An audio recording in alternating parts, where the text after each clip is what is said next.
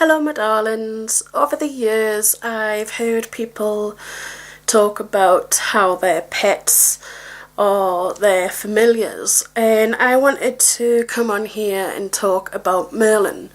But to me, Merlin is not my familiar. Personally, for me, I don't feel that my familiar would show themselves in a physical form at this point in my life. And I'm never going to say never to that, because I know if I do, they will try to prove me wrong and show up in a physical form. But to me, my familiar feels as if they would show up more in a spirit form. And I'm not saying that everybody else is wrong with their view and that their animal is not their familiar. Everybody has their own opinion and their own beliefs, and familiars can show up in many different ways. So yeah, if you feel like your pet is your familiar, then go with that. But for me personally, Merlin is not my familiar, but he does have a role in my path. I would say he's more of my protector, or protector between the worlds sort of thing. And what I mean by that, I've always believed that animals are very spiritual and can connect between the worlds. And so for me, when I'm doing any sort of work and I feel like he taps into that, and he always stays nearby me and makes sure that the space that I'm in is okay. When I'm meditating, he is around me, and before I'm even getting into my meditation, he's already watching everything going on, all the spirits and energies going on. When we are doing our mediumship, his eyes are all over the place, watching spirits come in, and he's sometimes barking at them all because he doesn't really understand why are they not physically touching me, sort of thing. But to me, he is a very spiritual, aware dog. He is just one in a kind, I think. There's something about them that doesn't feel like he is a dog, if that makes sense. And I'm pretty sure that many people have had this with a pet that they own or still own, that their pet doesn't seem much like an animal but more like a human in a way. And I don't know if that's the energy that they have around them because of the bond that you have together, and it's easier for you to understand and probably connect with them a bit more if they have more of a human sort of energy going on that can connect with you on the same level. But yeah, he loves crystals as well.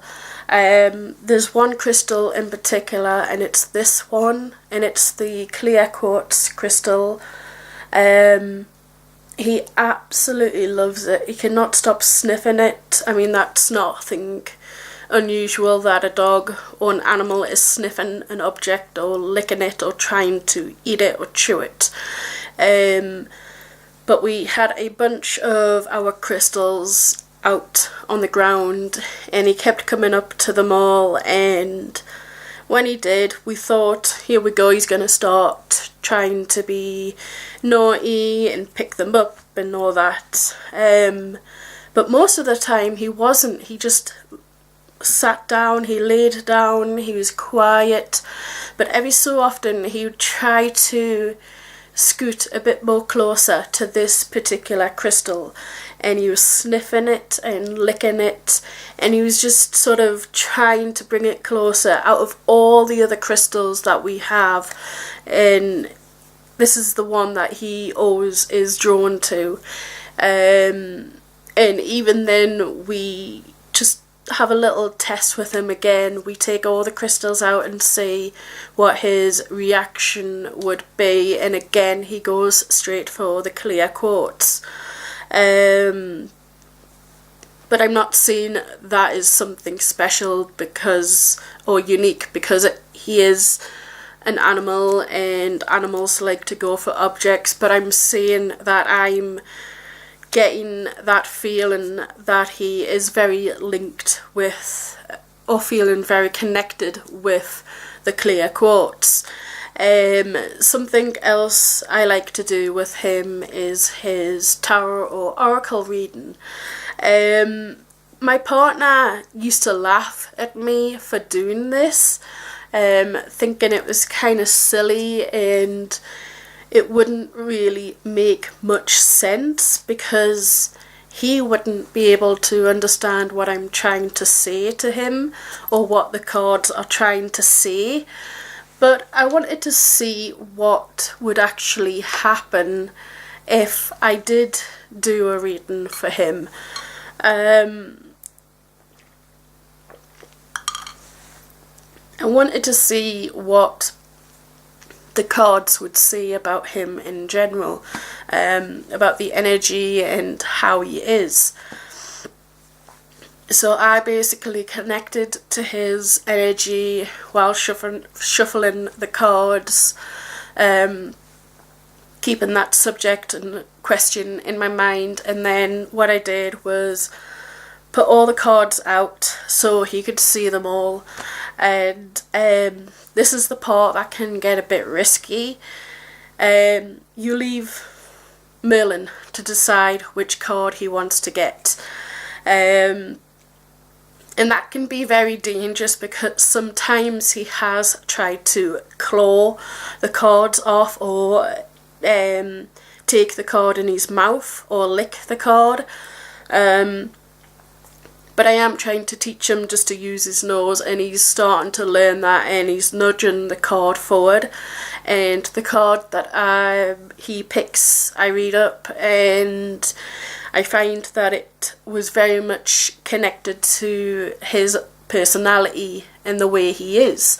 So I do feel like I can, in a way, give him some sort of reading, or even give me a bit more understanding on what he may be thinking or feeling at that time, if that makes sense. And I do feel like it's helping our connection even more as well. But yeah, I just find that he is a very spiritual dog. He is very in tune with everything going on. He understands his boundaries as well. When I'm doing any spell work or ritual work or meditation or any type of work, he gives me enough space, but sits near me, sort of near the edge of everything, if that makes sense. So he's not fully in with my level, but he's not out. He's just on the boundaries of it, so he can keep an eye on both sides, sort of thing. That's just what's coming to my head as well. But yeah, he's just always on guard when I'm working, or when either of us are working. I mentioned in a previous video, I believe, when my partner was doing his mediumship, a spirit tried to possess him. This spirit was not nice at all, and my partner had basically said, "No, you are not taking over my body." And the spirit did not like that, so the spirit started to force himself into my partner's body. And as much strength as my partner tried to have that day, that spirit did try to start. He did take over my partner's body. And I know some people may not believe it and whatnot, and that is totally fine. You can believe whatever you want. But I know for certain that when I looked into my partner's eyes, When I touched his hand, his energy, everything around him was not him. And Merlin, who loves the bones of my partner, he waits every day for him to come home from work, and when he is here at home, he's on top of him. He will not let him go anywhere. He adores my partner. And when Merlin started to bark and growl at him, that was the proof that I needed to have to know that that wasn't my partner. And that is the only time that Merlin has ever done any sort of barking or growling with him. So to me, that was also a warning to let me know that this is not right. Something's going wrong here. And I feel that with Merlin barking, and it sort of gave my partner a bit more strength to try and push this spirit out. But yeah, that's just it. It scared the crap out of me. I'm normally scared of children spirits, but this occasion, that was so much worse than them. And I really, really, really am scared of children's spirits. So yeah, it's just horrible to think of. It's horrible to even remember, and I'm just kind of glad that Merlin was there with me to help me through it, to understand maybe what it is that I needed to try and do to help my partner as well. Even though I was ready to get us all out of the house, because I was wanting to be nowhere near my partner at that time, as I just did not like that spirit at all. But yeah, Merlin is just, he is also a pain in the arse as well, I guess, just like any kind of dog and pet. He's a spoilt brat, he's a princess, he's a diva, he's pig-headed, he's a kid, he never listens to you properly, he gets in tantrums and everything like that, but he's really fun and lovable and helpful, so very helpful. With me as well, sometimes I have difficulties getting out of the bed, and Merlin, he just gets onto the bed and pushes my legs off the bed to help me get up, and then he tries to get my back rolling as well.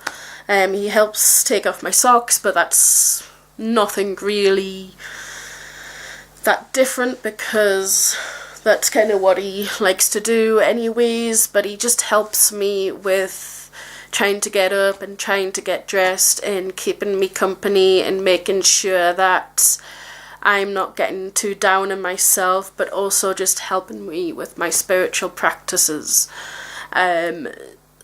So he's not really my familiar, he's more of my protector, more like my guardian as well. And I wouldn't change him for the world, even though he can annoy the crap out of me at times. I just love him to death. And I'm so glad that he chose us, because we didn't really have a choice in if we wanted him. As soon as we saw him, he jumped at us, and we knew straight away that that was a good sign for us that he was supposed to be coming home with us. Also, that we weren't really ready to take him home straight away. We were just going to visit him to see if we were really sure about having a dog. And we got a text to say, you can take him now if you want. So that was another sign that he was supposed to be with us. But yeah, I just thought I'd come on here and talk a little bit about him. I did do a blog post about him, but I thought I would do a video as well. So yeah, bye.